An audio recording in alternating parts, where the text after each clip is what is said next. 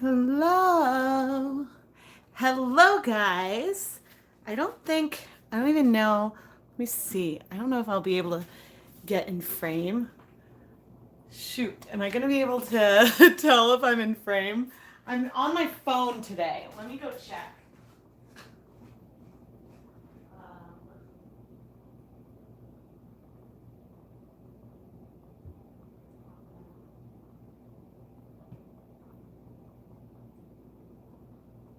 Okay. Okay, if I get down by the towel, then I think you guys could see me. Oh dear.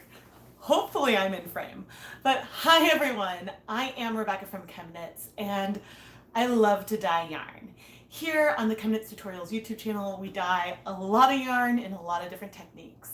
And sometimes I have a lot of dye left over. So today in our live stream, we are gonna dye yarn using a lot of leftovers.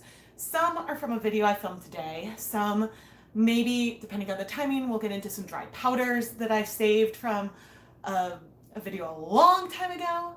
And then I've got some dye stocks that are nearing the end. So I've got a lot of stuff to pull from and play with. And we're just gonna dye a bunch of yarn.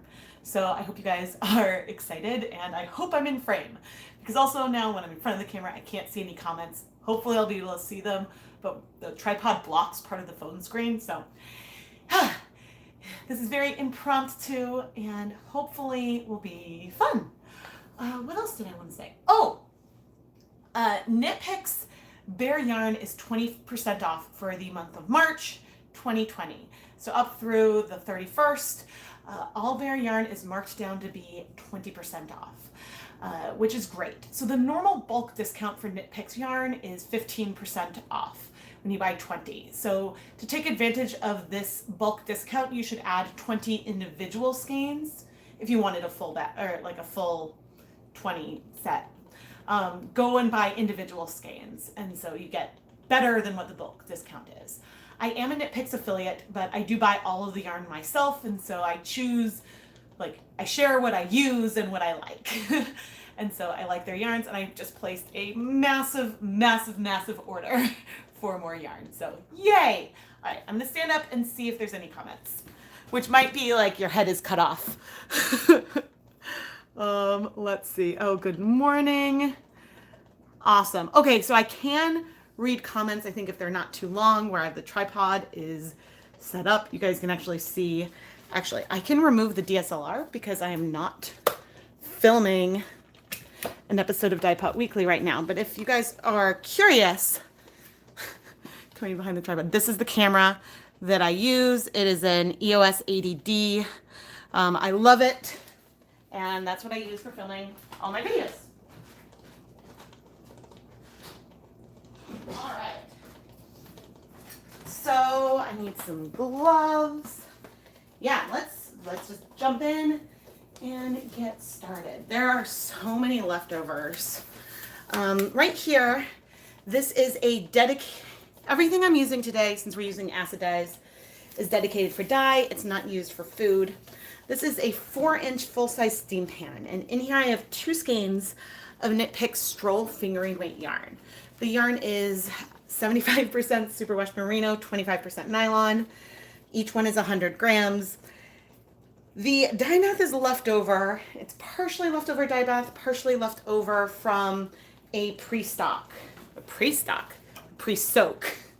Goodness, Rebecca. Part of it is left over from a pre-soak that I did earlier. And I still have more of that pre-soaked water. So I have no idea how much vinegar is really in there, just that it's very acidic. And I'm basically diluting some of the leftover dye that I have. I was doing some speckling today, and so now I'm diluting some of that dye into some squeeze bottles. Because I think there was a lot more dye left over on my cups than I thought. Now the gray I showed had already been diluted somewhat, and the pink is actually, even with the dilution, is going to be really intense, but I'm probably going to have to save some of these like unmeasured stocks because this is how much pink I have left. It's a bit terrifying, and I have that much gray and green. And let me show you how intense that pink still is. This is deep magenta. And so I am just going through. I might start touching it later, but I'm just drawing some lines. There will be some spread, but I don't know. I'm just sort of going by feel. The goal is ultimately to use up a lot of color, but I might start slow. And I can come and check the comments. Good evening, good afternoon, everyone, depending on what time it is, wherever you are from. Yeah, it feels good. I've been wanting to do this type of stream for a long time. This is some silver gray.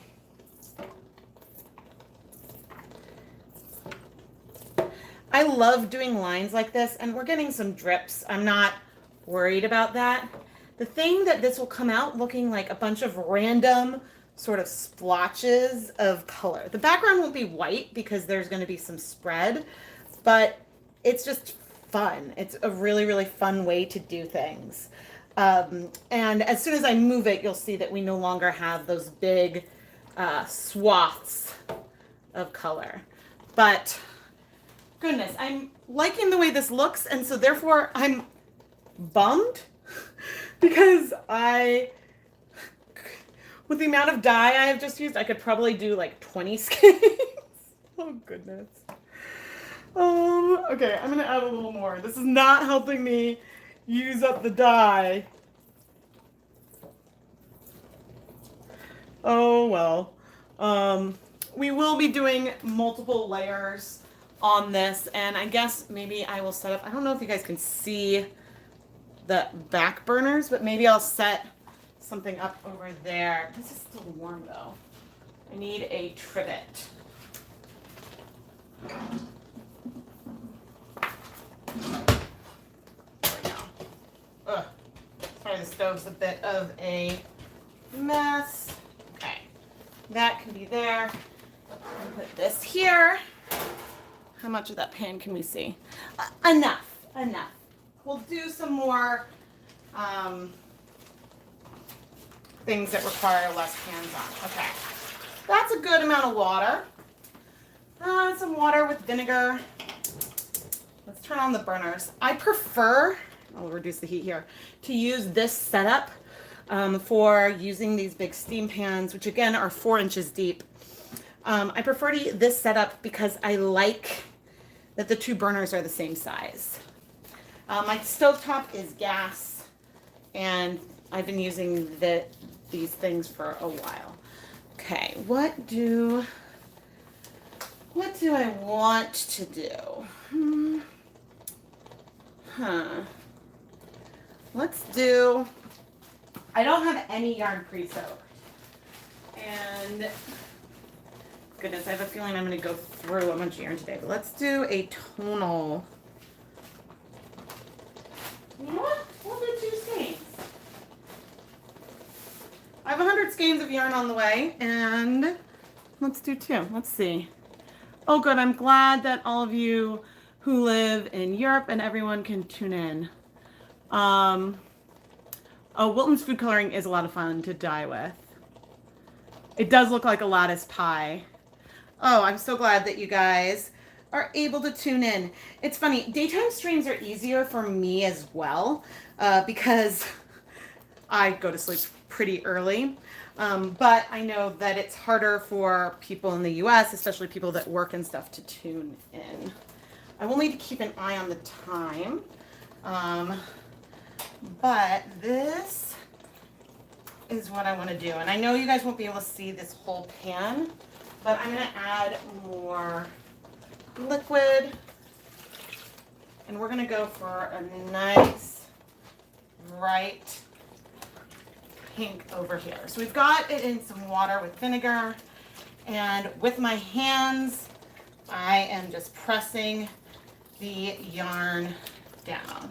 Let me see if I can tell how far you guys will be able to see. So the thing with using these pans is that, you know, the burners are here and here. there can be cool pockets, so that's something to keep in mind, or something that maybe you could take advantage of depending on your technique. Oh, you can see a lot of it. Oh, you can see almost the whole thing. Oh, great. Just far away. Uh-oh. Why can't I see? Here we go. Comments. Hello. And sorry, each time I touch the screen to try to see the comments, I will bump it. But I didn't feel like I'm in the middle of editing some videos right now. And so in order to stream, then I have to like close the editing software and bring the laptop in here and get things set up. And that wasn't quite what I felt like doing today. Okay, we are still heating up over here. And we've got this this pink is so vibrant, it is almost red. I hope that this won't be something I'll regret, and maybe I want my tongs. I actually really hope I don't spill this on the floor. That would be bad. While we're talking about hope. Actually, this is what I think I'm going to do. I want to bring a bigger volume of the liquid in, so I'm going to pour some of this leftover dye in this cup, and I'm going to go fill this cup with water. This will make me less nervous.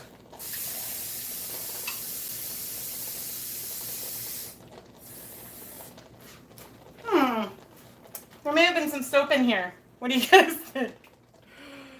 Oh. So if you're new to me, and I wanted the tongs, Rebecca. If you're new to my channel and aren't quite sure what we do over here, I dye so much yarn, and sometimes we have, like today, we have a lot of leftovers. So what I'm doing right now is using up this leftover dye that I've mixed in these fun random ways, and I like to call these my leave no dye behind videos. This is actually striking really, really fast, but I think I will be able to use up all this pink. We are still cool, so I can use my fingers to help me mix this up, but expanding the volume of the dye that we're adding in is going to allow me to spread the colors on the yarn more, especially if there is a lot of acid in here. And I'm going to do the same thing. Ooh. No, I don't think I'll run out of the pink for that. I hope. I hope.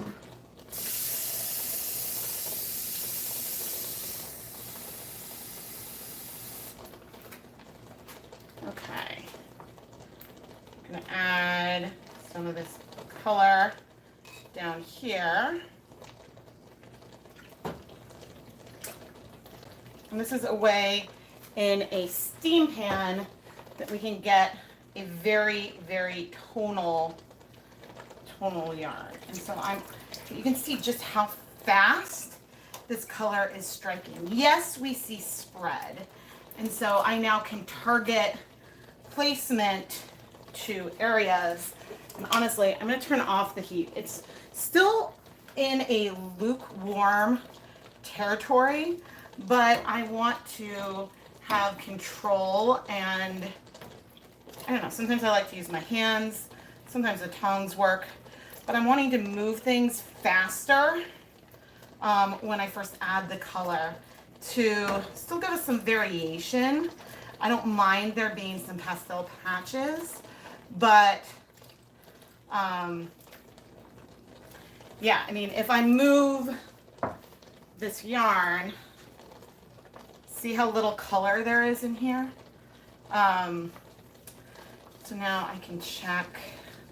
I will still heat this for a bit to make sure everything is set, but we're getting this gorgeous pink tonal. And I'm looking for patches that I feel like could use a bit more color. And so using this wide pan also allows me to be this hands-on with the placement. This type of technique I enjoy doing in a pot as well. But the problem with doing this in a pot is that you don't have as much control over where the color is. But we have everything from, I would say, a nice pastel pink to a deeper magenta. And even though, oh no, I do have more. I do have some more. But we've almost used up this pink color.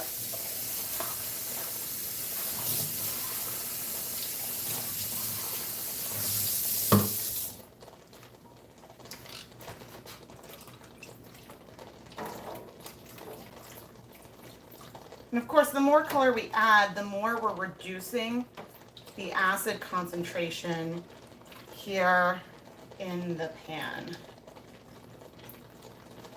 But I'm basically adding it over the most pastel regions now. This is very like Barbie pink. I am excited with where it's going. Yeah, when I was first adding the color in, if I had lower acid, I would have been able to help it spread more. And so sometimes it just helps to modify things as we go. And this is ready to flip.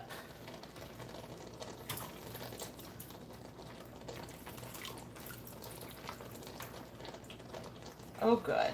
I'm so glad. I thought that this pink would go on forever. And we have this, and I'm going to turn on the heat over here now. And then I can go and check the chat before we deal with our first set. But I want to make sure that the heat is on. And if you can see the knobs, the front burner is on lower than the back one because it's a larger burner. So let's see. Oh, you can see. Check Amazon for citric acid. Let's see. I'll see these questions. And sorry for the shaking camera. So the one, okay, I see a lot of questions about vinegar and citric acid. In the video that I saw mentioned, I was just doing a really fast and dirty video. Oh, I can come in front. That video, which I don't remember if it was Dye Pot Weekly or Dye Pot PS. I looked at citric acid and vinegar, and the real purpose of that video was to show that you can use both citric acid and vinegar, but you can't use them in one-to-one. A tablespoon of citric acid is way more potent than a tablespoon of white vinegar, which should feel pretty intuitive, but it was nice to demonstrate. Ultimately, you can use citric acid or you can use vinegar. I think in general, and I'm not 100% sure, but I think in general, citric acid is about, you would want to use about 1/12 the volume of citric acid as you do vinegar for similar results.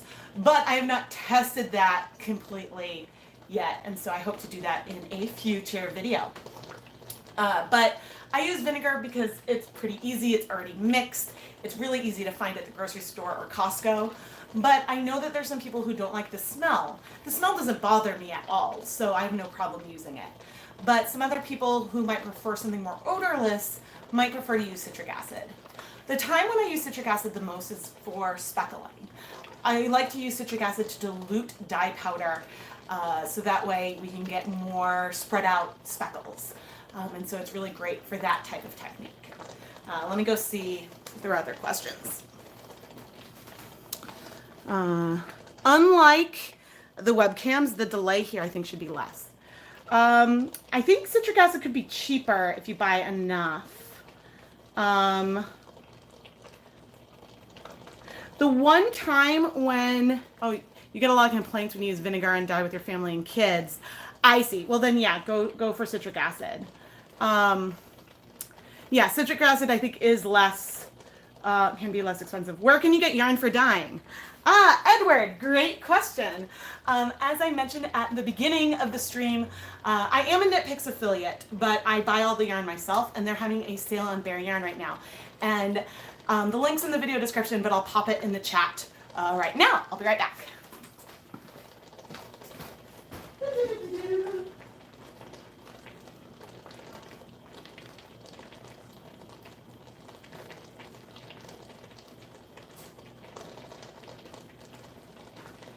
The link I just added to the chat is an affiliate link, which means I will earn a commission from any sales made, but you have no obligation to use it. And you definitely don't need it to take advantage of the sale, but it's just sort of a win-win-win. Yes. So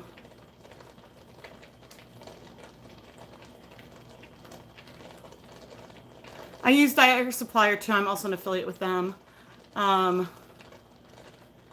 Okay. Let's get back to this yarn. That's heating up. I should put my gloves back on.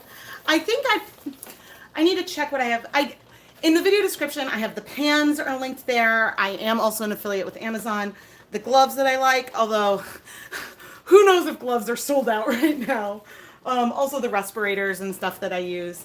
But there should also be a link to my website, ChemKnits.com, where you can find, I have a blog post on all my favorite like dyeing tools and equipment. And so that's sort of like a nice cheat sheet. If I haven't linked it in the description, then you can go there and I have more of the items that I like to use linked. Okay, so we flipped and, interesting. I reuse these nylon zip ties all the time and I never see transfer. I see a hint of some transfer. Maybe this is one that I didn't wash well enough or something. That surprises me, to be honest. I've also noticed, oh gosh, lately I've been saying honestly a lot in my videos. So after this next round, some of the colors might not feel as clean because the colors do spread and you can see that they spread. Oh dear. They've spread beneath as well. And oh, I was just thinking, oh man, I regret that I didn't take a photograph, but I can't take a photo with my, sometimes I like to take pictures and post on Instagram, my Instagram stories as I'm doing a live stream. But since I'm streaming from my phone, I can't. So these are some dilutions of some freshly dissolved Dharma acid dyes in deep magenta and silver gray. And I am going to set a timer for 10 minutes. Okay, so we've almost used up the pink. I still have a ton of green and gray. If I have leftover pink, I can always add that in over here. But yeah, let me wash my hands. I'm realizing the amount of yarn I'm going to have to wash tonight, but it's all good. It's all good. Maybe I'll wash it tomorrow morning.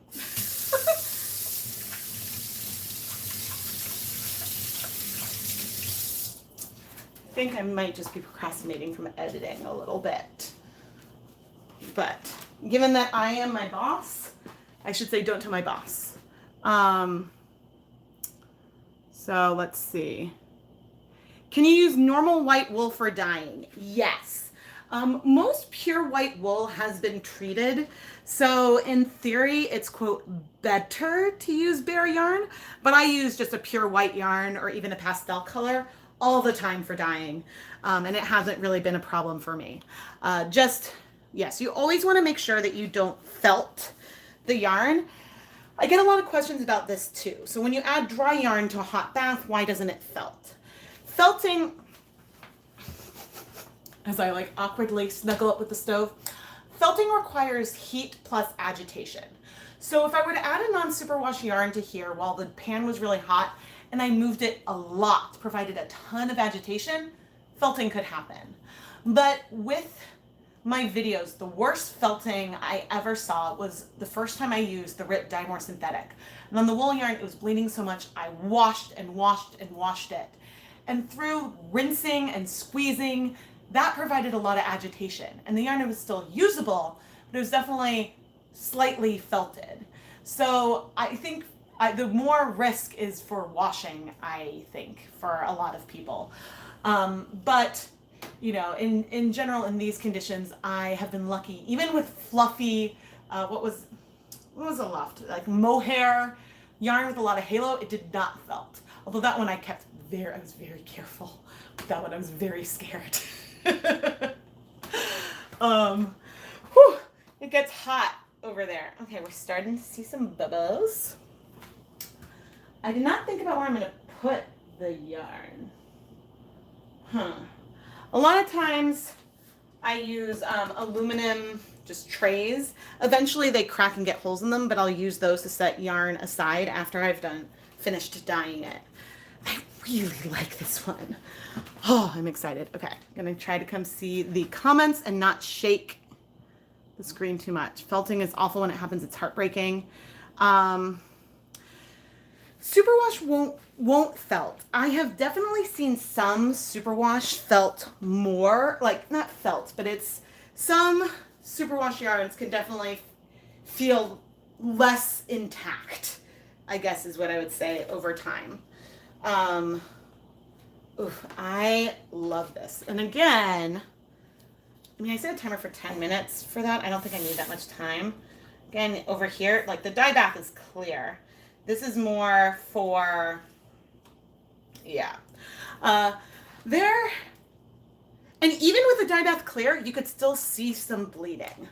I think Nicole Frost today is doing a video or starting an experiment series where she's going to dye and wash some problematic, known to be difficult dyes in a bunch of different wool washes to show that maybe bleeding happens more with some than others.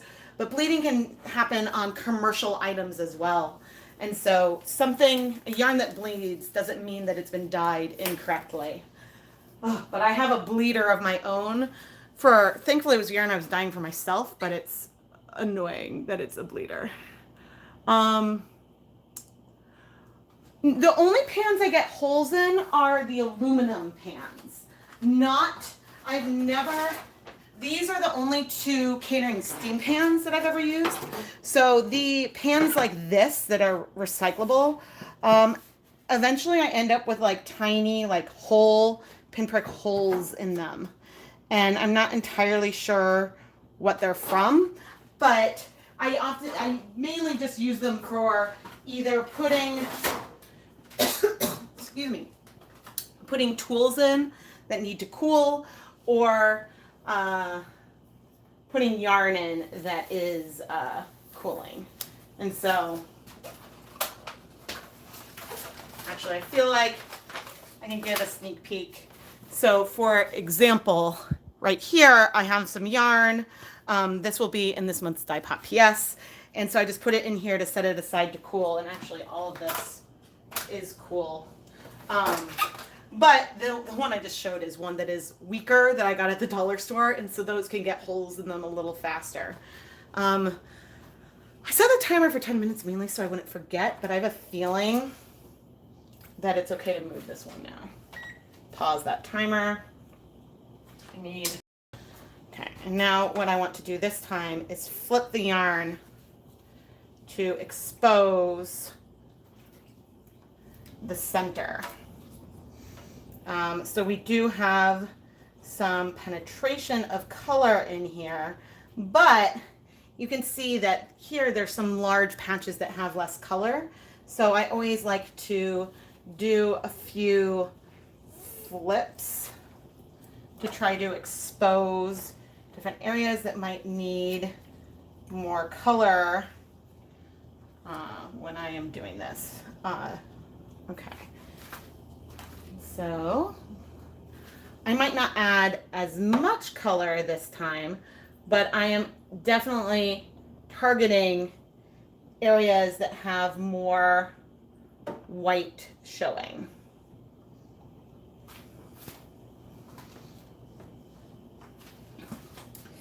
And this will help the yarn feel more consistent and balanced.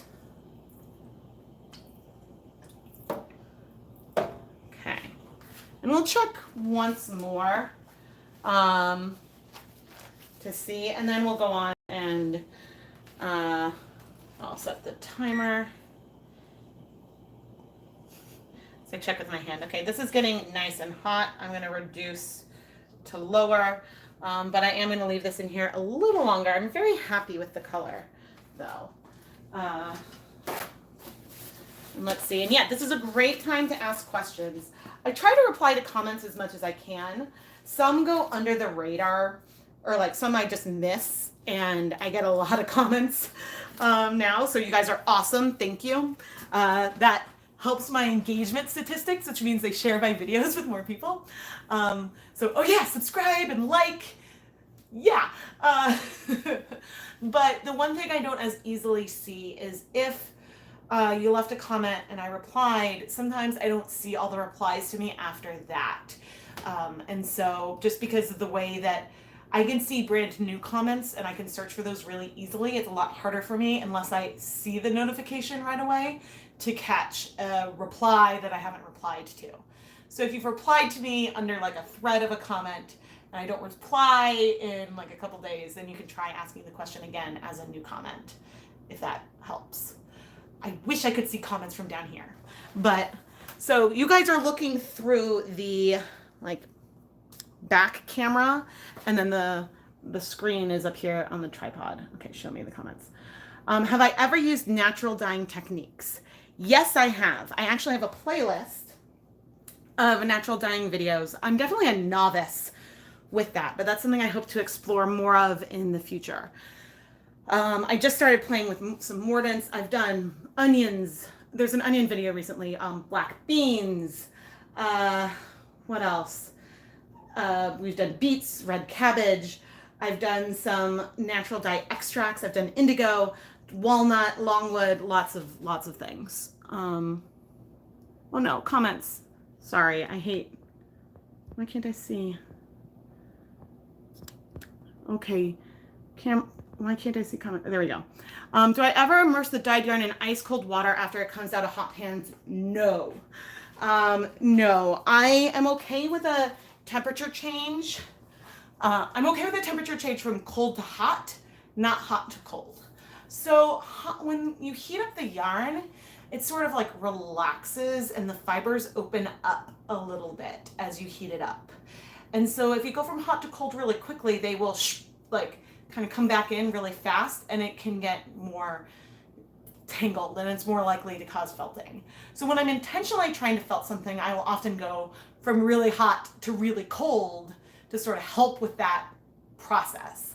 But I try to not go from hot to cold otherwise. I hope that helps. Let's see. Ooh. One of these times I'm going to trip on the camera. No, don't try the ice. Don't try the ice. Thanks so much for the silk scarf videos. Oh yeah, if you're allergic to lanolin, silk is a great thing. Oh, thank you. Reds can be super difficult. Will this yarn go in the shop? Yes, eventually. I try to do like shop updates in batches, and this will get in the shop faster than some other yarn I dye because I try to make sure the videos are edited. But what I'll do is once all this is dry, probably by the weekend, I will try to film a like recap so that way you guys can see what it all looks like dry. What was I? Oh no, the timer hasn't gone off yet. I don't even know what I was looking for. But yeah, I don't recommend adding the yarn to the ice water. I don't think it would be as I don't know. I don't know if it would be, it's totally hypothetical. I don't know if it would be as problematic to add ice to your dye bath because you're not really moving the yarn as you're changing the positions. So that I don't know. But now let's move the yarn. It was just about a 5-minute wait. Again, this is fun. Do I want to add any right there? Maybe, but also maybe I should just like leave it alone. But sort of going and checking. Yeah, I think I'm going to call it on this one. I am going to leave it in, I think, another 5 minutes, but I believe the color is well set. I'm going to just turn the heat up a little bit on both, and actually, you know what I do want to do? I want to use up the pink. I'm going to use up this pink so that way I have one of the colors done, and maybe we'll do like another tonal set back here. Oh, that is pigmented. Now that this is warmer, I'm not going to be sticking my hands in it.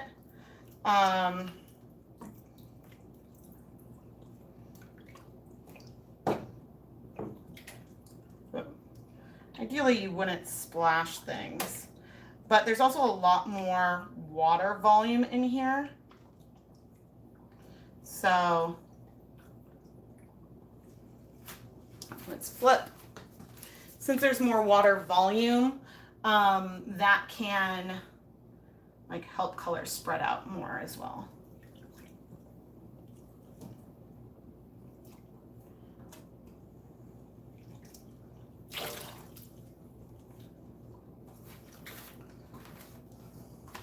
But yeah, just using up this last bit of color, focusing on areas to just add some more dimension in here. But I mean, I could have been fine without adding more color here, but I am happy to have more color to add to the yarn, because I used up some of our leftover dye. So far we've dyed 4 skeins of Knit Picks Stroll Fingering Weight yarn.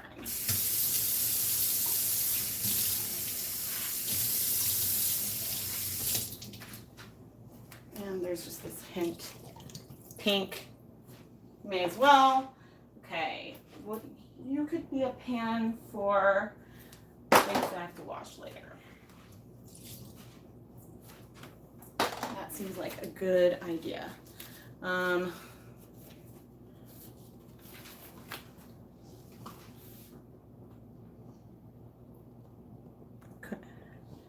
Rebecca, stop touching it.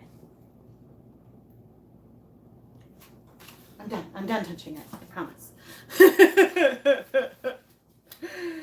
Oh. Normally, when I'm filming a video, if I come back in to add a tiny bit more color, I actually show that in the video. I try to have as much of the, even if it's in a time lapse, I try to have as much of the actual dyeing as possible.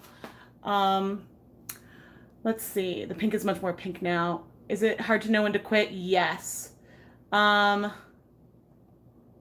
Yes, dyeing yarn is fun.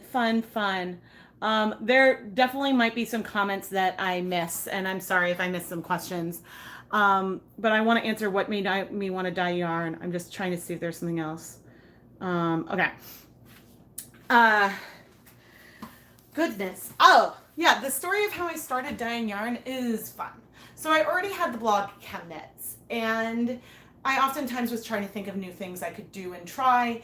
It was really, when I started ChemKnits, it was a notebook for myself, and then it turned out other people liked it. And so that's how all the ChemKnit stuff started. But with the dyeing the yarn, I was working on the sampler Afghan. It was like a 20, I wanted to do it to learn how to do cables. And when I started it, turned out cables were easier than I thought. And at one point I thought instead of 20 squares, maybe I'd make 30 squares. So I bought enough yarn for it. And then I decided no longer to do 30. And so all of a sudden I had all of these skeins of Lion Brand Woolies yarn that are 20% wool, 80% acrylic. And I had a lot of it, a lot of it. And I didn't want to make a bunch of things that were white. So I went and looked to see how to dye yarn and what, if you like, I wanted to see what supplies I could find in person. Back then, online ordering was definitely a thing, but I lived around the corner from a craft shop and a supermarket, and as soon as I saw Kool-Aid, I ran to the supermarket, grabbed whatever Kool-Aid colors I could find, came home and started playing. I think I also picked up some liquid food coloring drops, and I guess the rest is history. So those very first dyeing projects I did not film. But the first 100% wool yarn I ever dyed was from Knit Picks. And so that's why, like, I guess I've been an affiliate with them for maybe approaching 2.5 years, but I've been using them for over a decade. So as soon as I was like, oh, wait, I could earn commission when I'm sharing their links already. Yeah, so that's how that came up. But yeah, the rest is history. And then as for making videos, like I had some questions from friends, so I made a few videos, and then I'm just gonna flip this. And I'm not adding more color, but I'm just flipping it, and I'm gonna leave it a tiny bit longer. And then I can call these ones done and we can do some more. I started making more videos because I had some questions, and then people liked the videos and started asking for more, and I enjoyed it. And so, but yeah, and so it just fit. And then all of a sudden, well, I had my second child and I wanted to go all into this business. And so that's when I decided, okay, I'll try to publish one video a week. But then I felt, even though that was my goal, I ended up doing 2 because, yeah. And so that's sort of the history of all this. I'm going to use what outside? So you have 3 different colors of acid dye: turquoise, pearl gray, and black. Oh, fun. You have the gas griddle you're going to use for the heat. Outside is great. So the acid dyes really don't have much of an odor. Maybe there's like a slight chalky odor, but some brands have more of a scent than others, but I don't mind the Dharma ones at all. Ooh, I really like this. This is really fun. I love this bright one as well. I have no idea how much color is in there. Okay, I should move. I might need to make more space. Oh, I can move those into a wash basin because these are cool, and then I can reuse these pans. Ooh.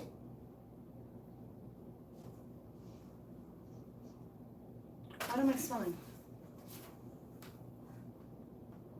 Oh, I think just one of the yarn. So some yarn lines also smell more than others. Just a FYI. I smelled something that I was like, is it burnt? And then I was like, oh, no. It's just that fiber that I was using smells different from what I'm used to. Let's see. The vinegar smells. Oh, sure.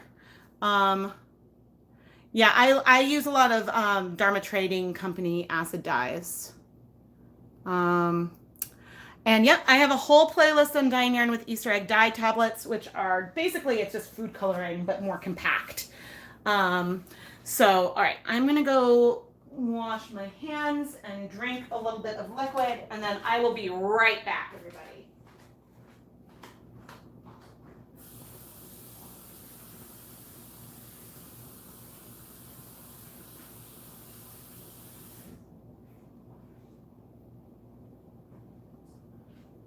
One thing I really need is a good hand cream.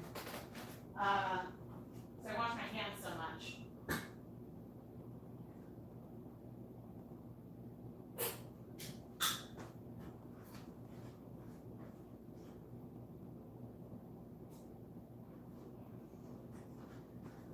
I just dropped the Knit Picks link I made for today in the chat again.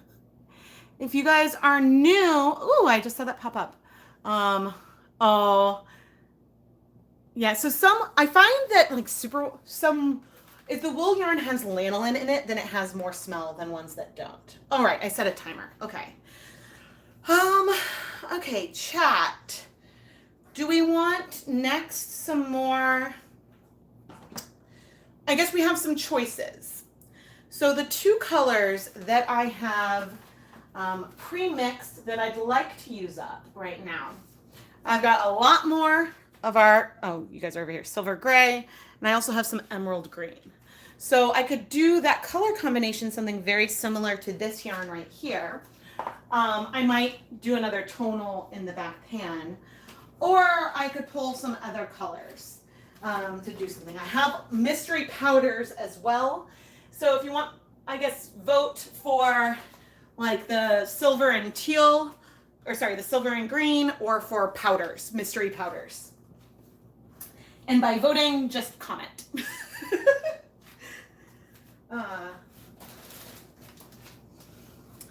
And these are the mystery powders. I have a feeling one of them is like pink, blue, and purple, but I'm not 100% sure. And then I also have some other dye stocks that are nearly empty that we could create some whole hodgepodge. Okay,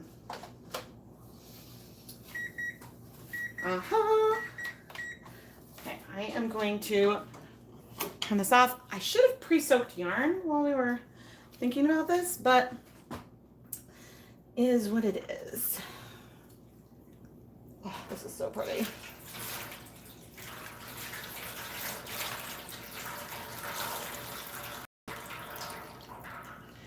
I really like the quality of streaming from my phone. I think that the visual and audio quality is really, really good, and I tend to be very happy with it. I'm less of a fan of the quality that I have from my webcams, which I think is ironic. But it's the setup with webcams is easier because I can, oh dear, I can sort through multiple like different video sources. I can add images, and so it's easier in that sense. Okay, I have turned off the heat, and I'm setting all of the yarn aside. Oh dear, I would listen and come show, but I don't want to risk burning. Well, so the one downside to me using powders, voting on mystery powders, let's see. Why is everyone saying mystery? Okay. Yes, and I could pull in some other things. Oh gosh. Yeah, please keep dyes and food coloring away from kids. Oh goodness. That comment. It's okay. It's just mama. Yeah, all right, we'll go for the mystery powders. And then maybe I'll do, now vote on green or gray for what I do back there. So this is the respirator I like to use. I'll be wearing this in safety glasses while I deal with the powders. And I need more zip ties and I need more yarn.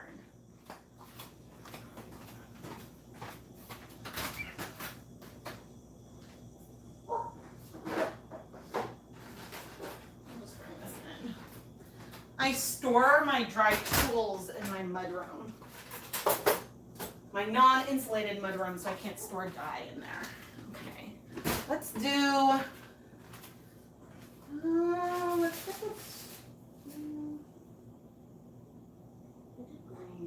me see what color you guys want. Combination gray, green, both. Oh man, it seems pretty even because I'm not counting. Yeah, I'm now curious what they'd look like overlapped, and so I'm going to do that on a paper towel to see what I see. I think the green is going to be a lot more pigmented than the gray.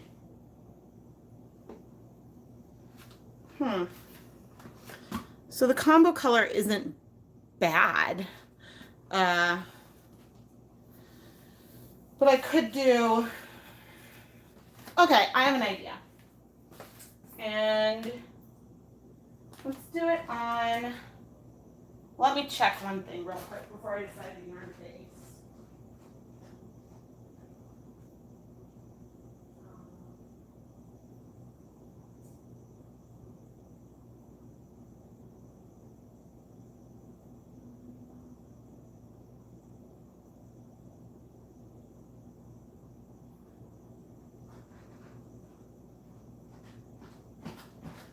Okay, I was just quickly checking my inventory.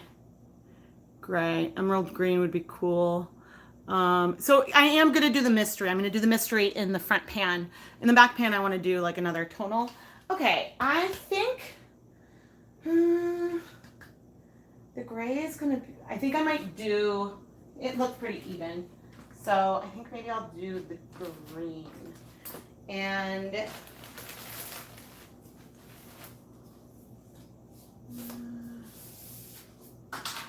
yeah, and I think I'm going to do Swish DK this time.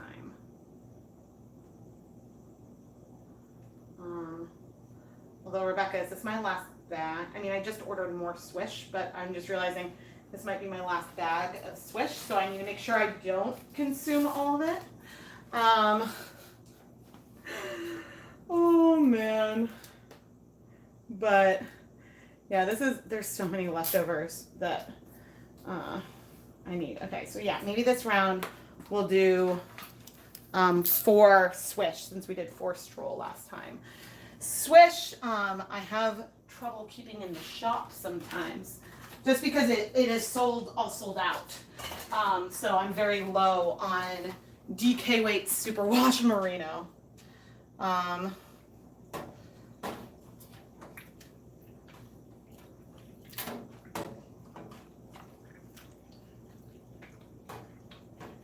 So this yarn is dry.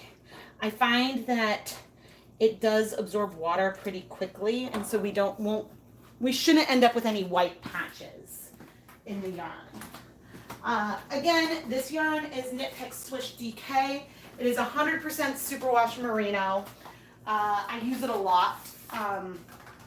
And in fact, so I have an option in my Etsy shop for viewers to sponsor an episode of the Dye Pot Weekly series. And Swish, this yarn base, has been extremely popular lately.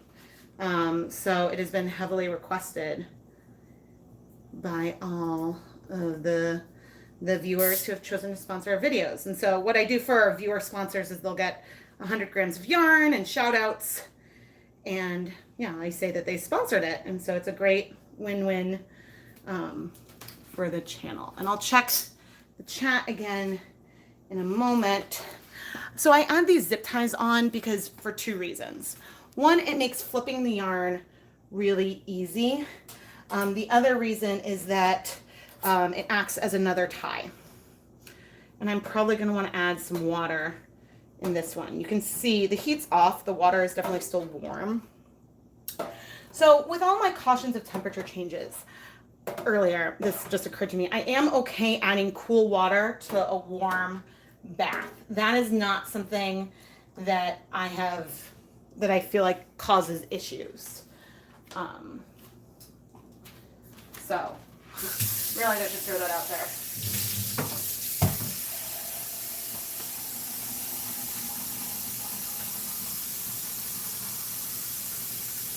But if the yarn is a little tangled, having the nylon zip ties, and that's just another 4 cups of water, having the nylon zip ties on there can just be another point where it makes it easier to detangle. And some people like to use plastic shower curtain hooks. I don't know, I reuse these you can tell how much color they have on them. I reuse the zip ties a lot. And I think I'm going to want even more water. Everything is leftovers today, from the dye I mixed to the water that I'm pouring in. This time I am going to add, so I'm adding a bunch more water, I'm going to add more acid.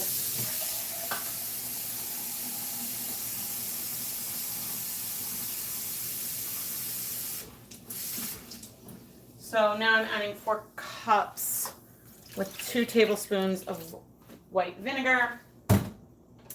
That'll cool this off a bit, but we'll start heating this one up for random colors.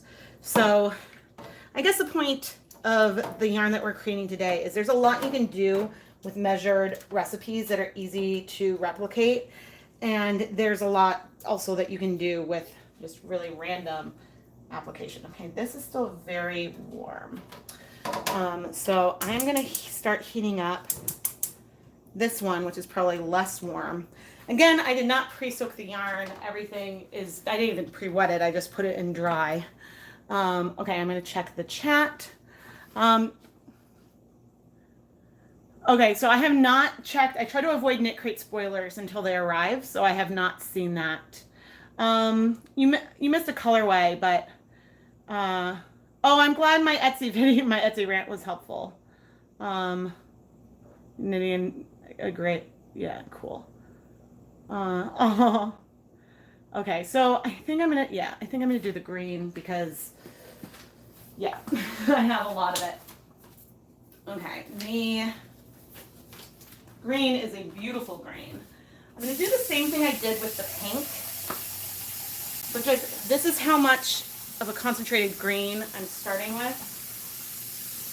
And I am going to dilute it. Oh, I actually put a lot of it in here. Oh well. I diluted it in some water.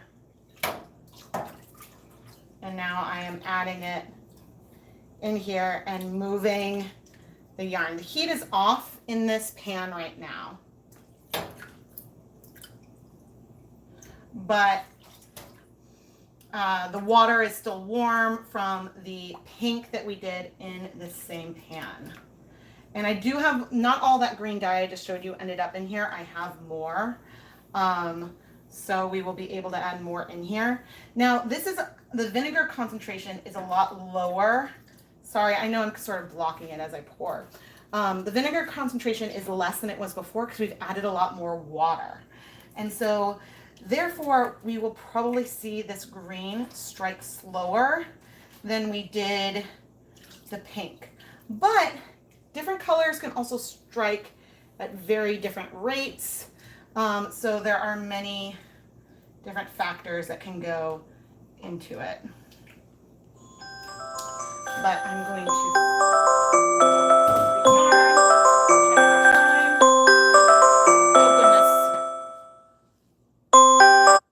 Sorry, that probably interrupted the stream. Realizing that the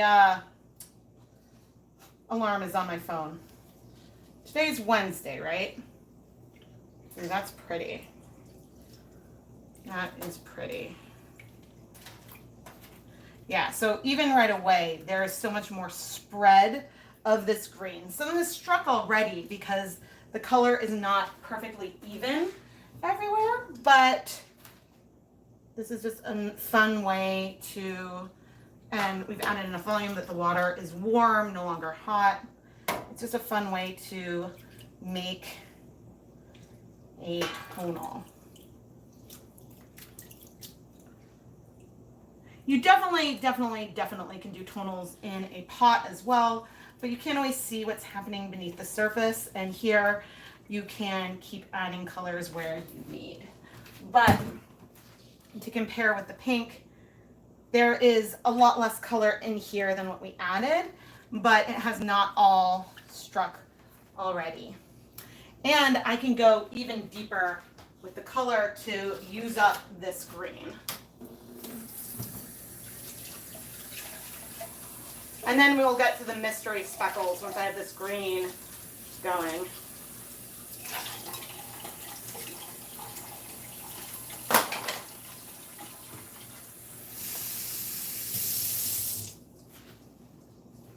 Okay, got a lot more color. Sort of just pouring it down the line, shaking it up. We're no longer really in a low immersion situation over here. We're in a deeper immersion setup. And goodness, the color honestly is probably going to get even more even. I think I do want to add more vinegar. Let's do 1, 2, 3 tablespoons. So why am I deciding to add more vinegar? Well, our color is looking more even. It's still going to be, right now I would call this more of a semi-solid versus a tonal. But you know, I think that's fine. I guess tonals and tonals are, I don't know, tonals and semi-solids are so similar. But for me, something semi-solid is a much more subtle tonal. Okay, I'm going to reserve some of this and start heating things up.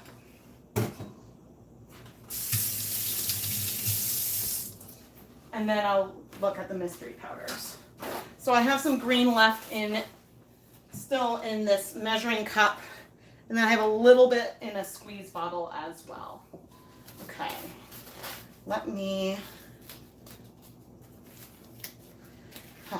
it gets harder and harder to take gloves off and put them back on the more times you do it. But I do like to try to do that. Okay, let's go on low. And I will check the chat. Let's set a timer for 15 minutes, check on that. And then we'll come in here for our mystery colors.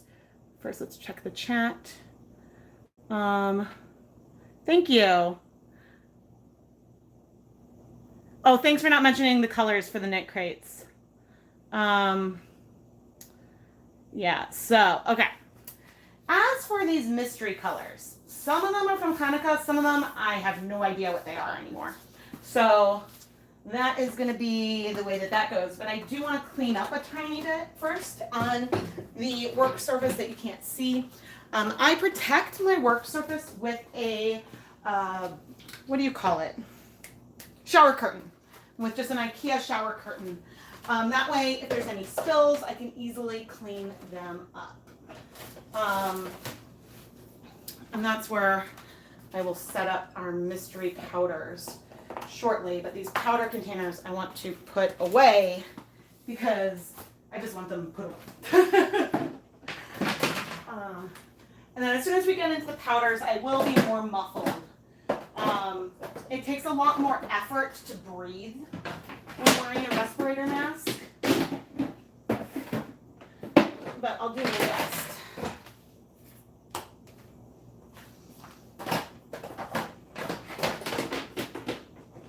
Okay. Those are put away. And the gloves, and you guys are, cooling nicely. Okay, I can move you down here. Oof. Wash my hands. I'm glad so many of you guys can tune in. Oh, good. And the timing is perfect because we're starting to see some bubbles in here.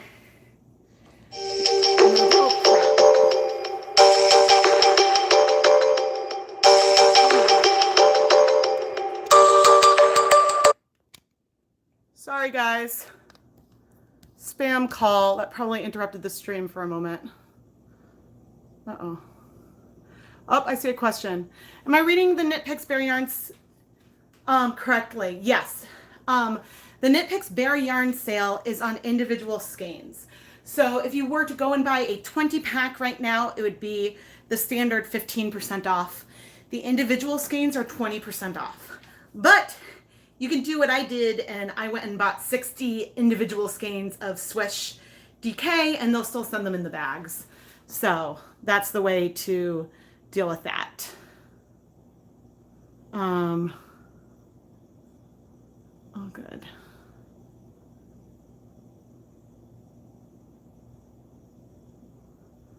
Yeah, sometimes I get the sock crate to open up, sometimes I don't. I'm not really, I used to get it all the time, but I don't know. I'm not part of their marketing team, so I have no idea. But again, everything we're using is dedicated dye equipment. And now I'm in my respirator. And I'm about to add just some safety glasses to protect my eyes. And I'm not throwing those gloves away, but let's get some new gloves. I have a vision, and again, here are the mystery speckles. I have a vision for what I want to do with this. set of colors, but we'll see what comes up. I may regret not having 3 stains in there, but let's see what these colors are.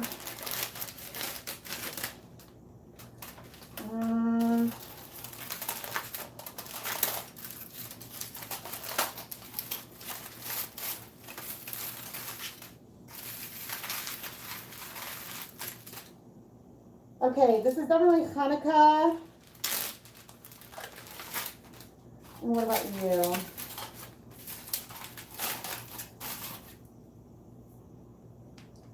Okay, so I think it's Hanukkah and then the salt versus sugar versus citric acid video.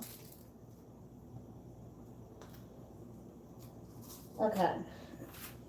So I think we'll just see. Huh, that's just looking purple. Oh no, I see the pink and blue. I think that this could be, maybe it's frozen and fluorescent fuchsia, and both combined. There's a lot. So I'm going in, I'm not even intentionally speckling, it's mixed with citric acid. I'm just going in kind of heavy. And we'll let it sit, we'll move, we'll add more. There's no way I will use up all of these powders. But I think we'll create something pretty fun in the process. Okay, so that was a combination of the colors. This one, which is a little crunchy, that is so funny. These are really old. This should just be some blue.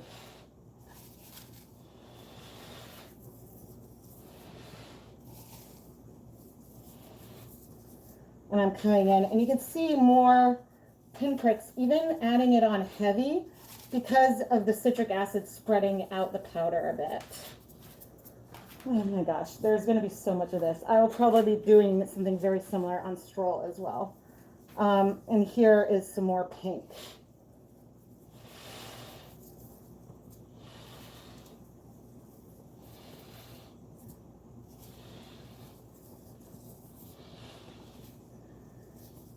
I didn't even go into the black, and I think like turquoise or something blue, Caribbean blue, or something that I have as well.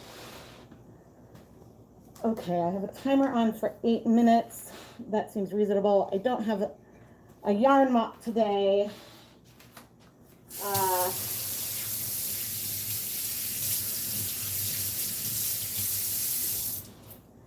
So since these are all leftover powders, I did not wash my hands and then dip back into the dye before going in between the different dye containers.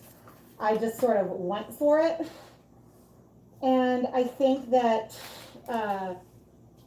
yeah, that's fine. Let's check on this green. There's still some color in there. This is really pretty. I'm curious.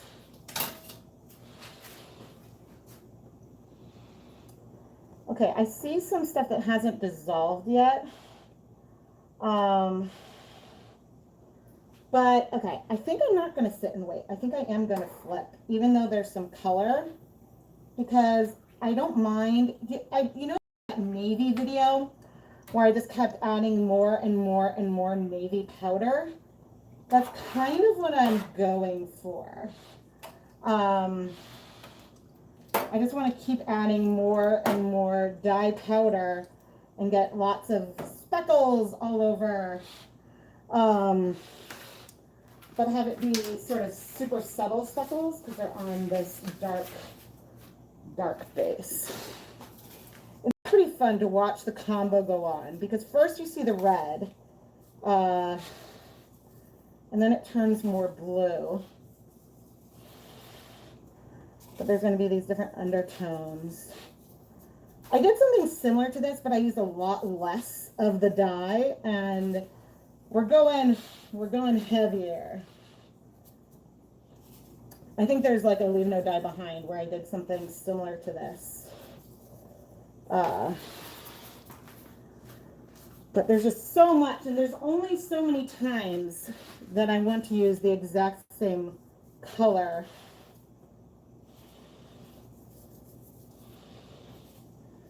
The nice thing is if I run out of that purple, I can just mix the pink and the blue together. Because that's all that the purple really is.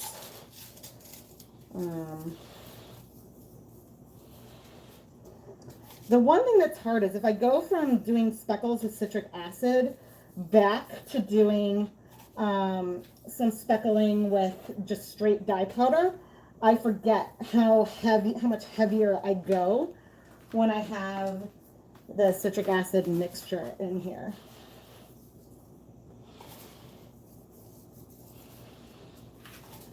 And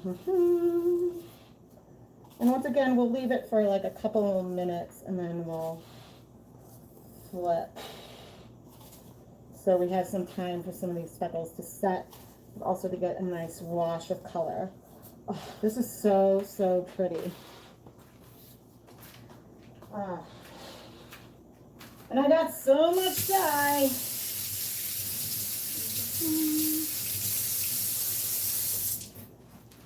Okay.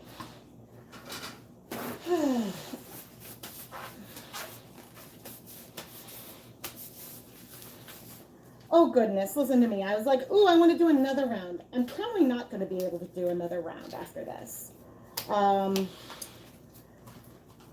Unless things set quickly, because realizing that at some point I have to go pick up my kids from school. So, you know, details. This is really pretty. I want to add the rest of the green. I'm a little concerned.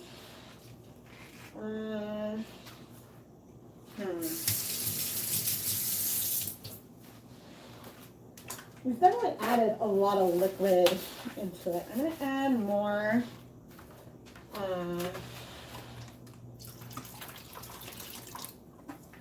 a nice scientific glug of vinegar. And it still is not that hot.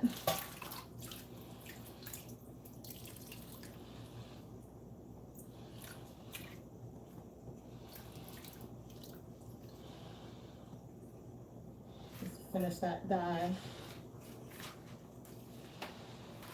I have a tiny bit more green I can use as a spot check. But okay, I'm gonna do another flip before I go check the comments again, because I want to go do that now, but I would not be able to get these gloves back on if I take them off.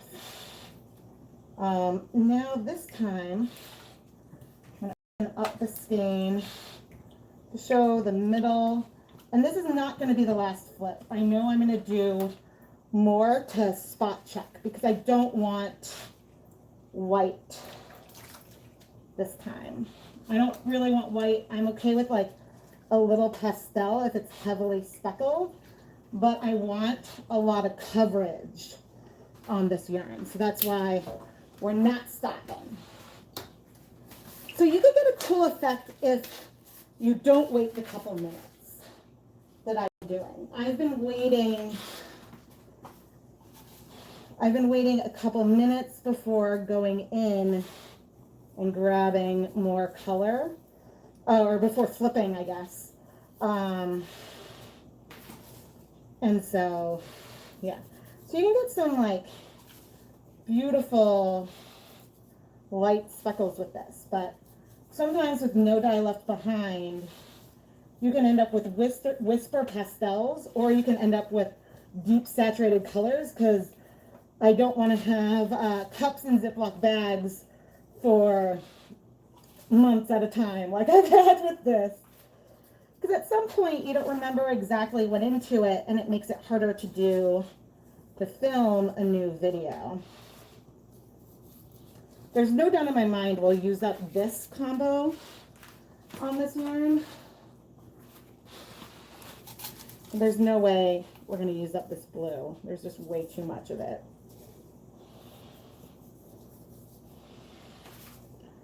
way too much. But it's fun because like these three colors I'm using are really two. It's the blue and pink on their own, and then the blue and pink combined together. So this is just a fun way to play with these colors.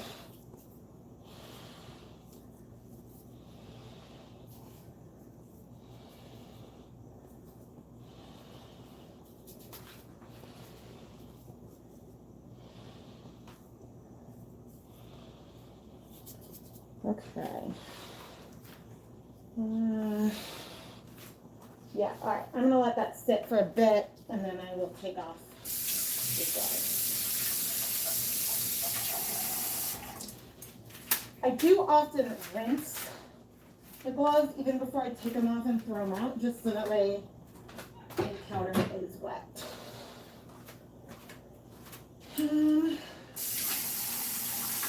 Washing my hands.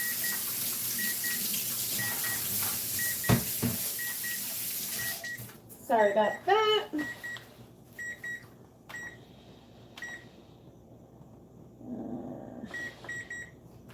Set a short timer. Okay. Let's see if you guys have any. Oh dear. Sorry. No, why can't I see the comments? Come on. Comment? Aha.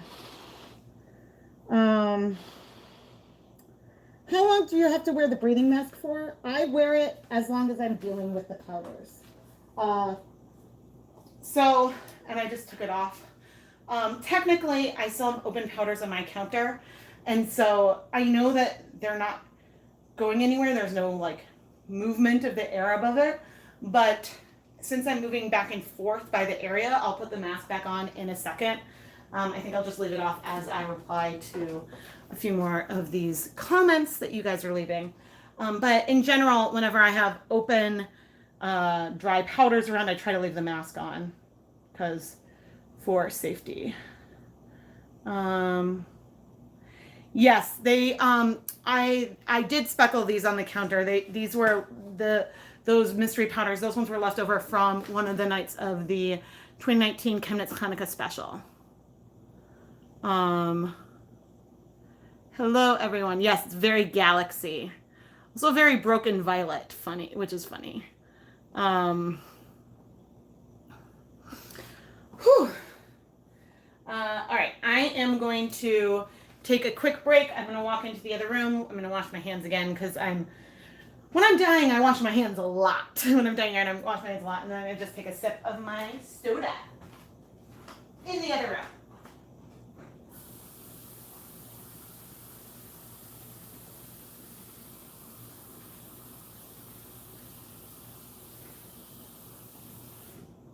Whew. It's sweaty.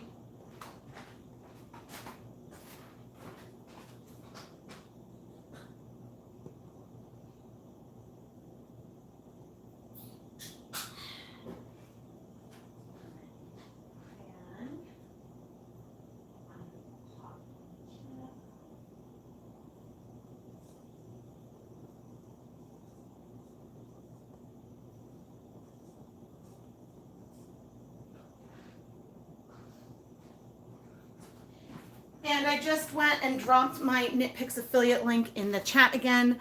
Oh, it is very much like Gamora and Nebula. Yeah, I just dropped my affiliate link in the chat, which, again, like I will earn commission if you make a purchase through my link, but I buy all the Knit Picks bare yarn that I use myself. Oh, good. That green is definitely, it hasn't cleared, but it's definitely clearing. So I have high confidence that it'll clear. You know, this color reminds me of green food coloring. I still have this much green left, which maybe I'll just save. That like amount that just stays all in one bottle, I'm fine using for leave no dye behind. In terms of dye spread, I will find that the dye doesn't, usually I don't find any dye on the floor. And not a lot of spread beyond where my stove is. So I consider myself, I feel lucky, or not lucky, but I feel fortunate about that. Oh, this is so pretty. Sometimes it's hard to decide when to stop and when to keep going because I'm like, ooh, I want to go like ultra saturated, but darn it, sometimes you like the in between so much. Okay, I'm gonna go put my mask back on and take a closer look. But first, I'll check for comments again. Cetaphil hand cream in the jar, not the bottle. Okay, that's helpful for dry hands. Deep breath before the respirator goes back on.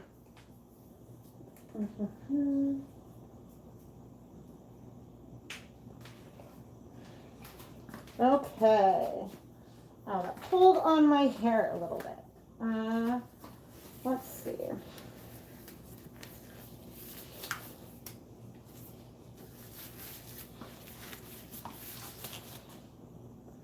Where's the other tie? Here it is.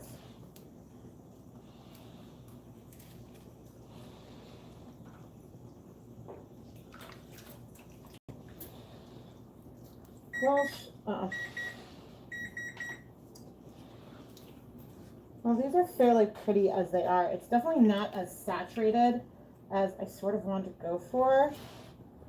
I would poll you guys on this again, but I'm not sure if I could easily see it without having to like derobe again. So maybe.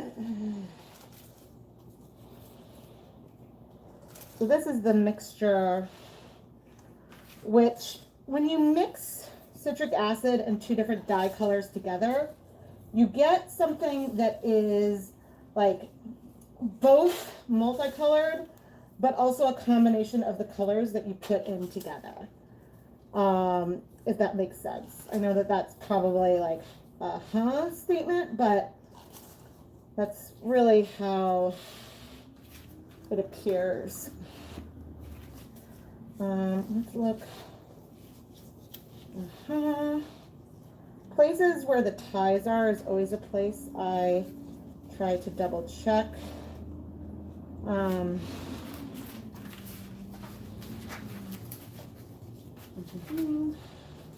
You guys are now seeing the reason why I have been doing a lot of this as like time-lapse stuff, because it's a lot of like the same thing. But I actually love like filming long time lapses. They are just so much fun to do.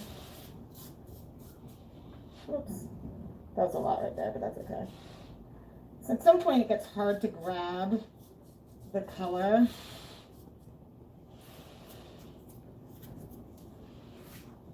And you know what? Why not? I just washed my fingers off in here and sort of dissolved it a bit.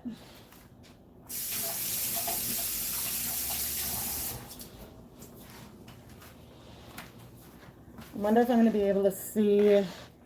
No, I can't see any comments right now.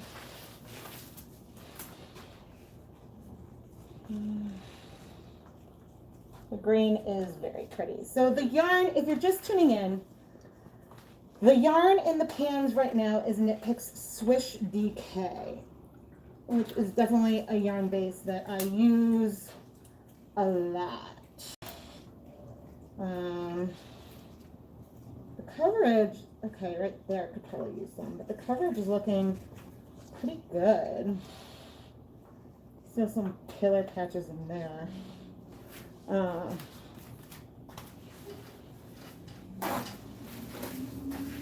So each time before I go back to the counter, I'm taking, and I save these paper towels and I use them as many times as I can, and I'll use them on the counters. But I'm wiping off the moisture from my gloves, because if I didn't, then the dye would really just stick to the gloves. And I believe all of the dye is from Dharma Acid Dyes. I'm not 100% sure. I'm pretty sure I was using Dharma and not Jacquard Acid Dyes.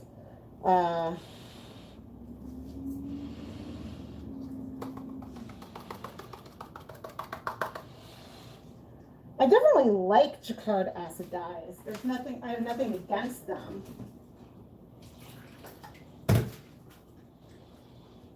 The only thing I don't like, oh, and we are adding more acid in here.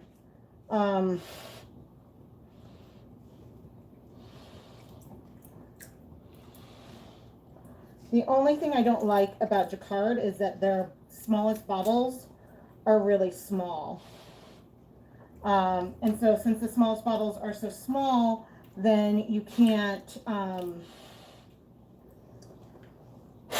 it's harder to get your fingers in there.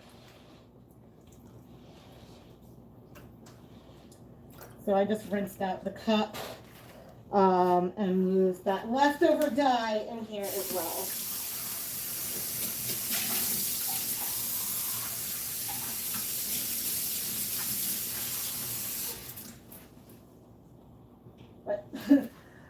But I couldn't make more of that mixture because that mixture was a combination of the two solo colors that I was using already. The one bummer with opening everything up is I can't really reuse the tin foil. I think the acid makes it degrade a little bit. It definitely felt brittle. Oh, I gotta get these gloves off. My hands sweat. I don't know if that happens to any of you.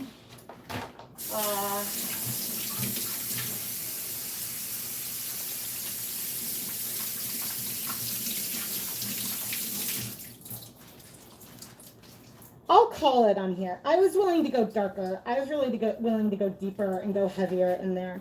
But I like where it is. But now I'm just thinking if we might free up a pan and I can do a little more. Shoot, camera.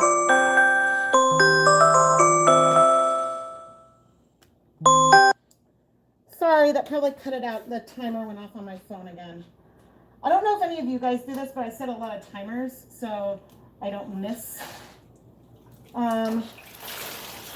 anything. Okay, there's a tiny bit of color left in here. It's mostly cleared, and that's been in there a long time. I'm going to pull this, and we'll do 2 more mystery skeins.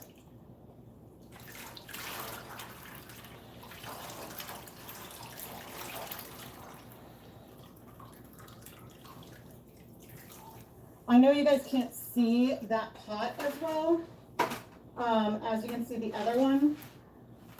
So hopefully when I'm over there, I'm not blocking it too much.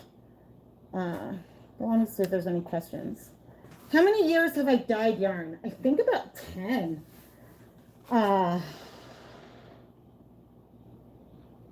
Think about 10 years. But with acid dyes, oh, I'll take this off for a sec. I've dyed yarn for about 10 years. But with acid dyes, I think I've probably done like probably in October 2017 or a bit later. But my first acid dyes were when I started the Dye Cut Weekly series. So the first acid dyes were in the very early numbers of that series.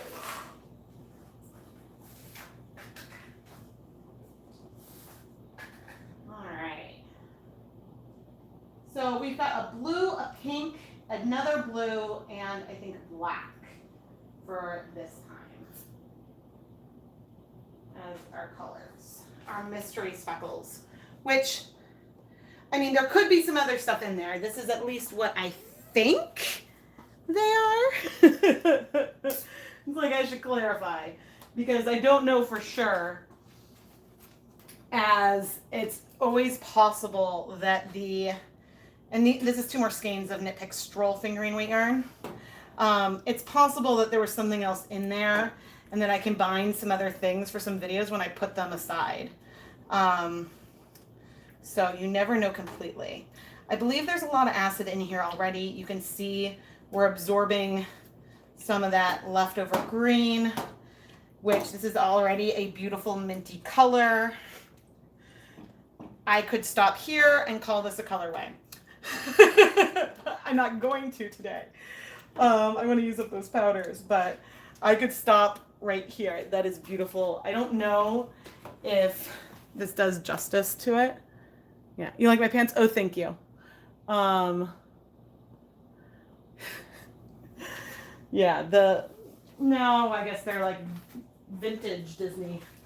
If vintage is like 2 years. Well, longer than 2 years, I think. Okay.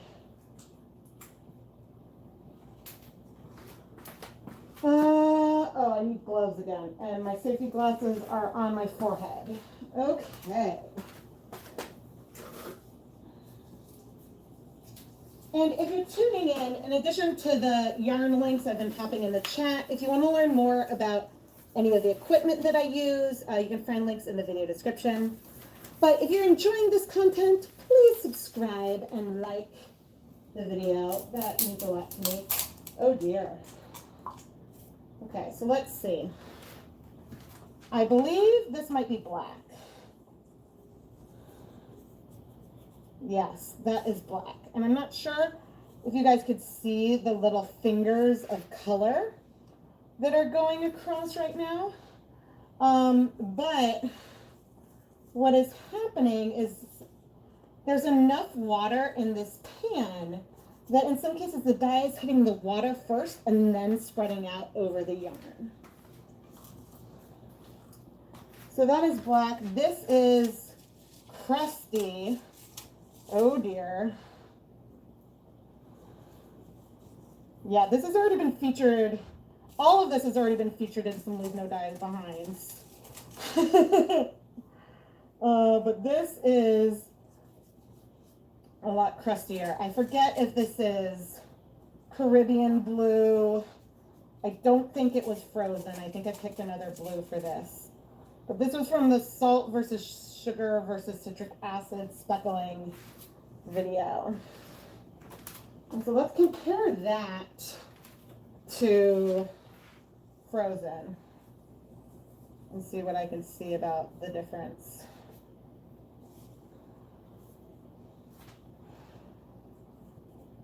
Well, my frozen is more pigmented. The difference is super subtle. Maybe there's a hint more green in there.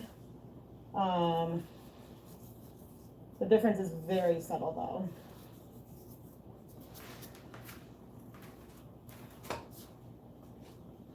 And then of course, we have our pink, which I'm just layering on top of this lighter blue.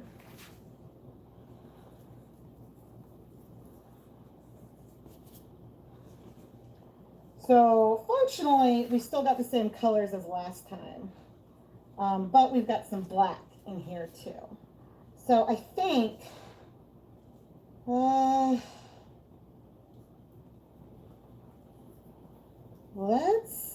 trying to like pick one of these colors to go really, really heavy through. We already did a pink. I think I'm going to go heavy with the black.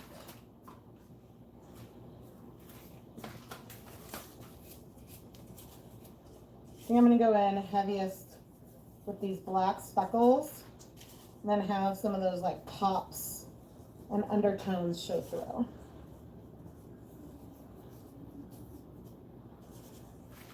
So there'll be some spread, there'll be some speckles, there could even be some white, but I'm going for, and I'll probably wait some time before I move it. I am keeping an eye on the clock. On Wednesdays are my long day, because the kids stay at school longer. Ooh, this is fun. Okay, so that's enough black, and I might come in more now with, gosh, if I could use this up. This did not store very well.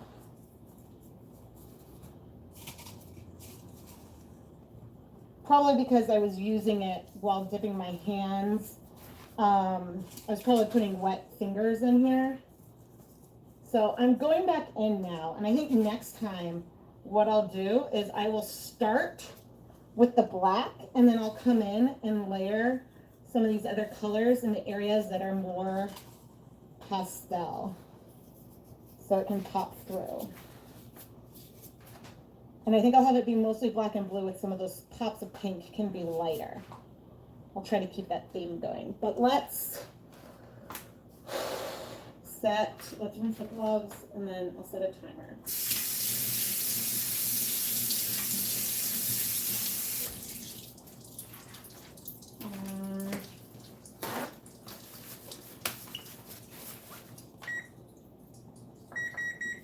I only set a timer for 3 minutes. We will get some spread, but I'm okay with that. So this is almost cleared. Also not quite that hot. I'm gonna turn off the heat here before I forget, and I'm just gonna leave that in the pan to cool. If I didn't think I'd make a mess, I'd try to like swap everything, but this is really pretty, really, really pretty. Let's see if I could see the chat.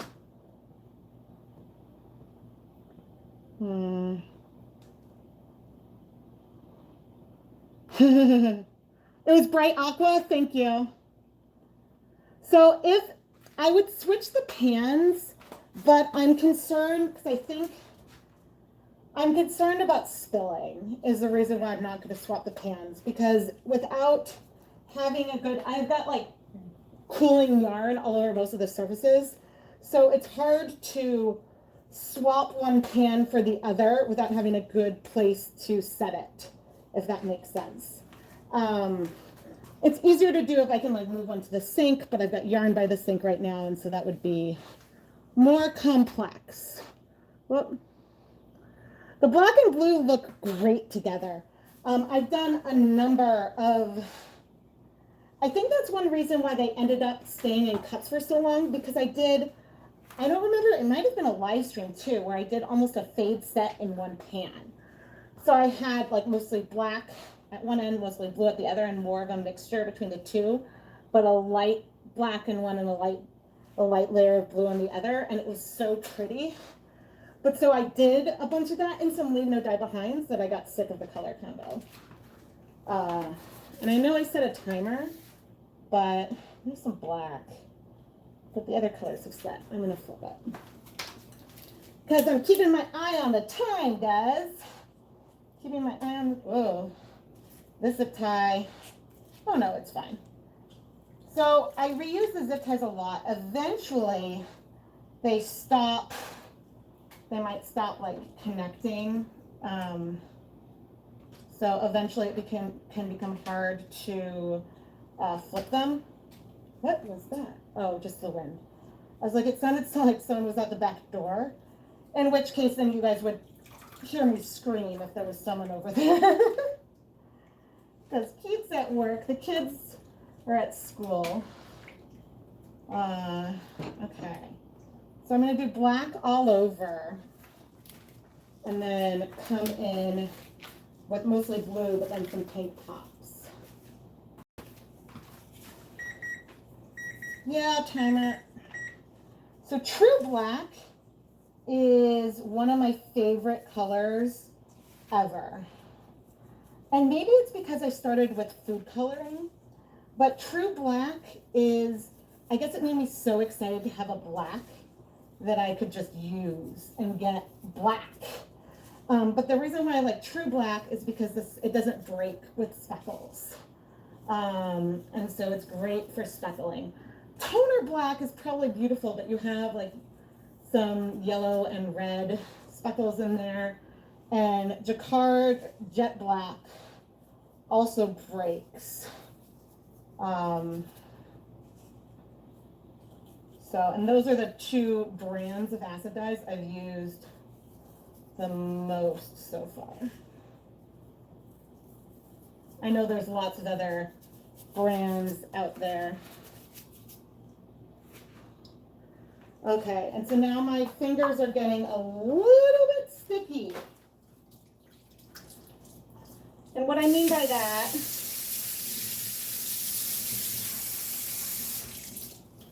is that the steam is collecting on my fingers. And so then they're getting coated not just with residual dye, but with some crystals.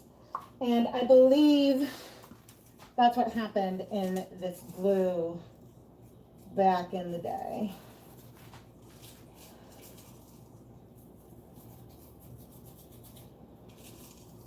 At some point when it's leave no dye behind, you just have to not worry about it. But I don't know if you guys could see that my fingers are starting to look like, you know those like crystal sugar stick things?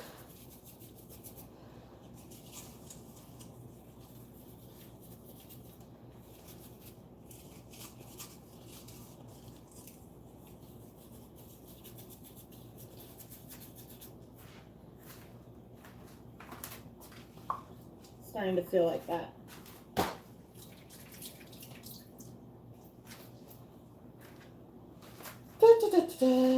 Could use a yarn mop.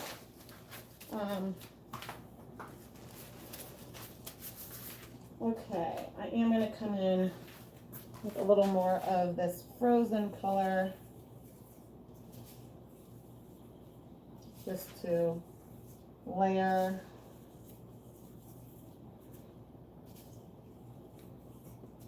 Okay, and now we're going to come in with some pink.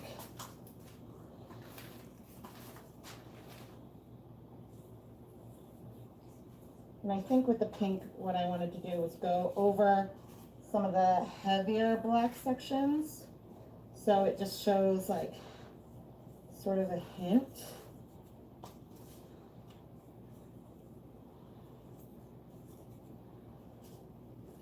It's like a little pop of color. Maybe a little in here. Cool.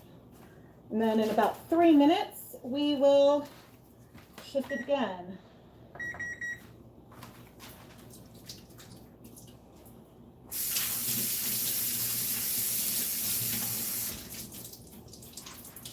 But I like the direction this colorway is going. Oh, I've done a lot of dyeing today. Oh, but it's good. Okay. Trying to see. Yeah, the blue purple is amazing.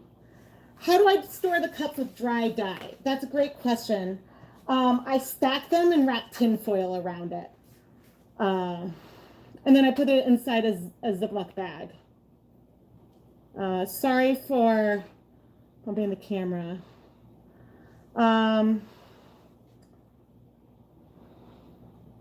Yeah, I can tell you I've gotten dye all over my hands so many times.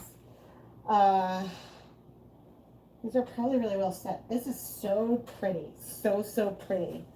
But, you know, there's only so many times I can create this kind of colorway. I mean, I'm probably going to do it again. I might use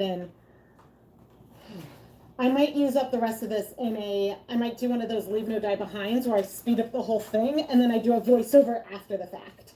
That would be pretty fun. Okay, I'm gonna flip it.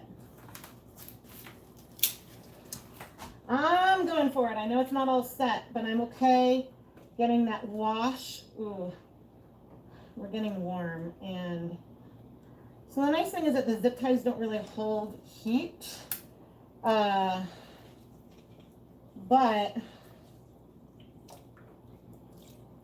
there we go. The zip ties don't really hold any heat, but reduce to low. Yeah, so that makes it easy to like pick them up to flip. Hot. Trying to open you up and expose new areas, yarn. You gonna work with me? I probably need to do this one more time. But I like getting this wash of color. And so the more time you wait, the more of that color, the more color wash you'll see. So here's some more black. It's this Dharma True Black mixed in with some citric acid. And we're going with this all over and then adding in some more blue and pink. A little more blue than pink. But these are all dyes that I have left over from various projects. And I think that's what it was. I had so much of this dye left over because I had one of these cups in citric acid, one in salt, and one in sugar. And so it was just a lot, a lot left over.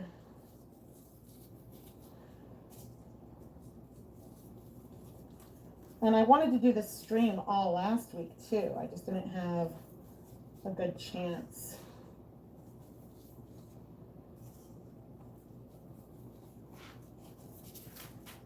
I can always go heavier, but I do have some restraint in me.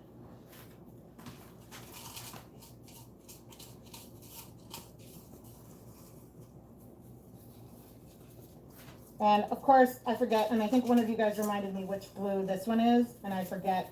It's really close to frozen. I'm also using some leftover frozen, but this I'm trying to use some of this up. I think what's left in here, I will probably save and try to dissolve at some point for another, leave no dye behind. I can't bring myself to throw that out.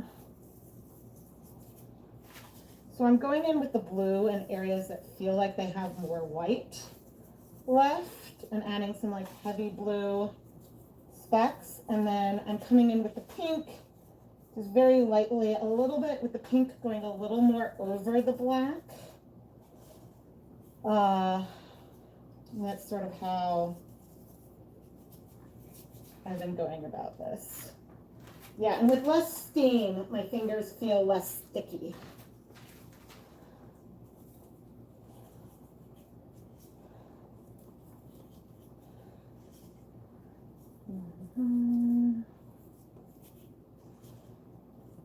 Pops pink.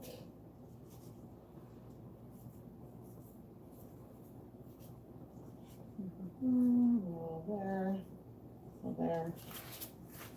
Okay, and then I've been waiting each time, I think just about a minute and a half.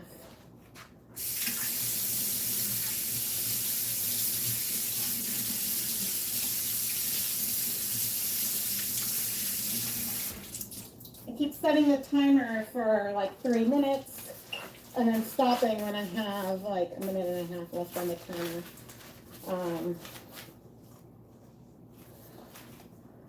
So let's see. Oh dear. Make sure you guys like and subscribe. Sorry for making the camera shaky.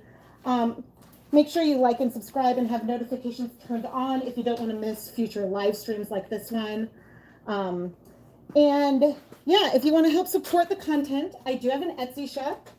ChemKnits Creations. There'll be links to all the stuff I'm about to mention in the video description. I also have a Patreon.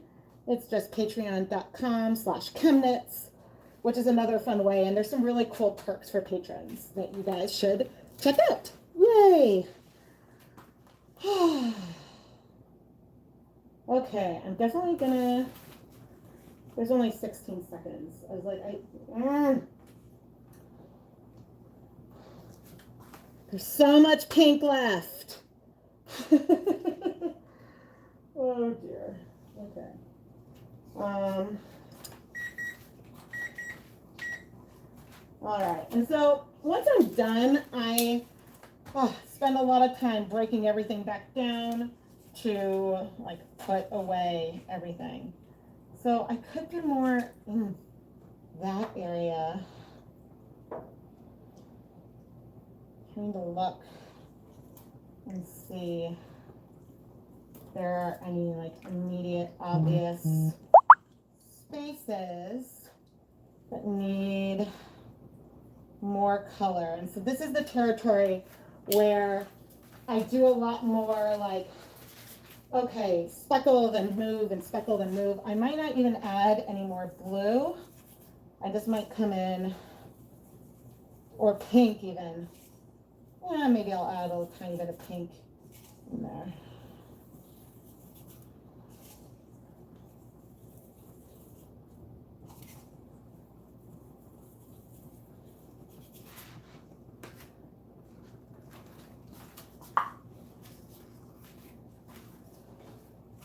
So these colors are definitely going to get less pure because, you know, I'm going in between from one cup to another.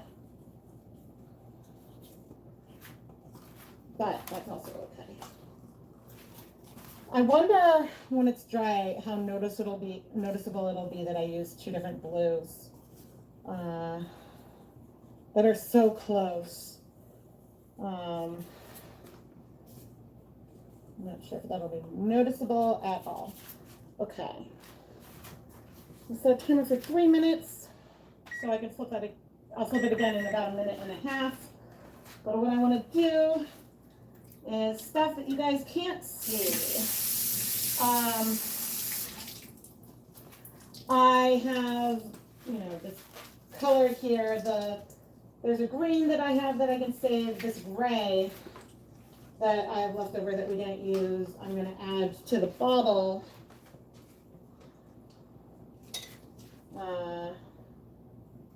Hopefully it'll all fit. Yay! It'll fit, and then I can save it as just unknown gray to use in another Leave No Dye Behind.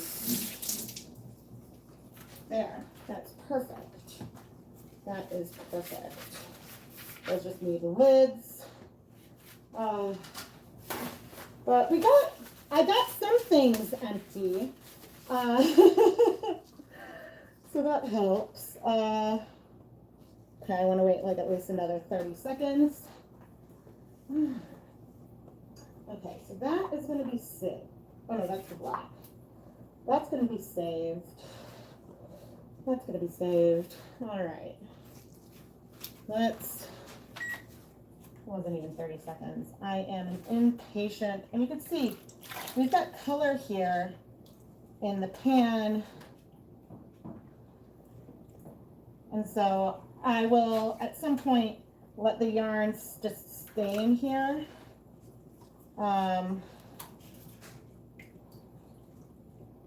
Okay, I think I'm just going to do another white or black speckles and then probably call it.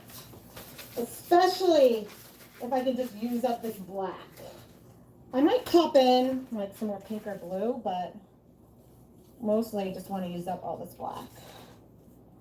Because then I can have another cup done.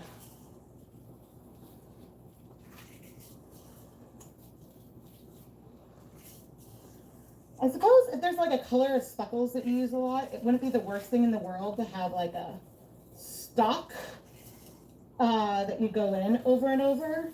Somehow I end up with navy speckles. Well, not somehow. I love navy. So I end up with navy speckles left over all the time.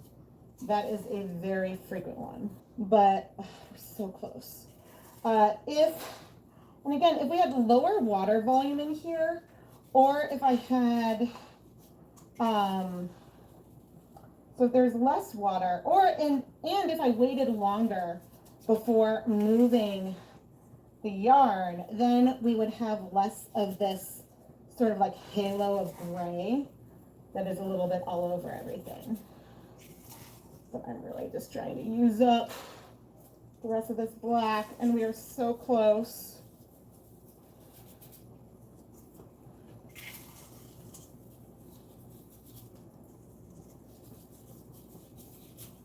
Okay, yay!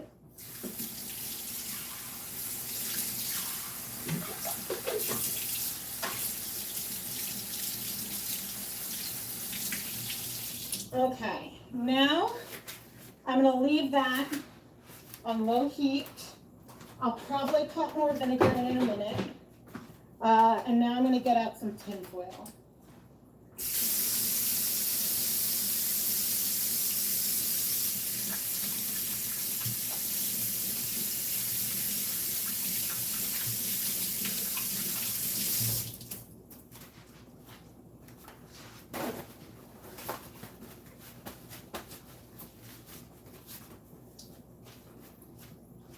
Okay.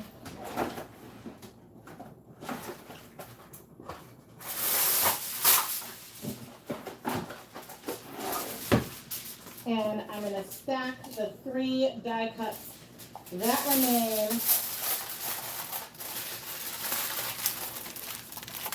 and then wrap them up in tin foil. This isn't perfect because there could still be like leakage and powder coming out, but it works pretty well.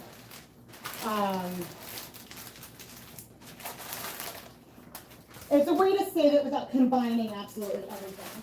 And I'm going to be able to take off the mask in just a second. So, yay! But let me wipe things down real quick.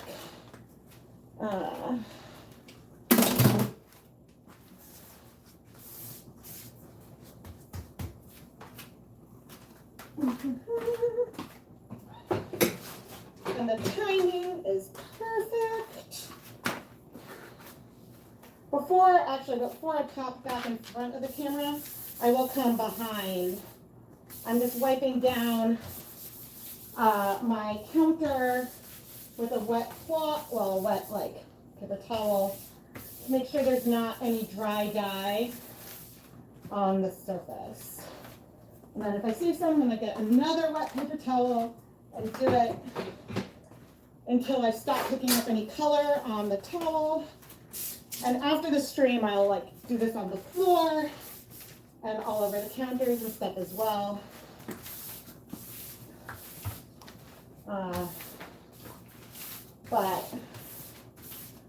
And then I'll wipe the tablecloth down some more too. But, okay, that's pretty good. Here's the mask that I can cut the comment.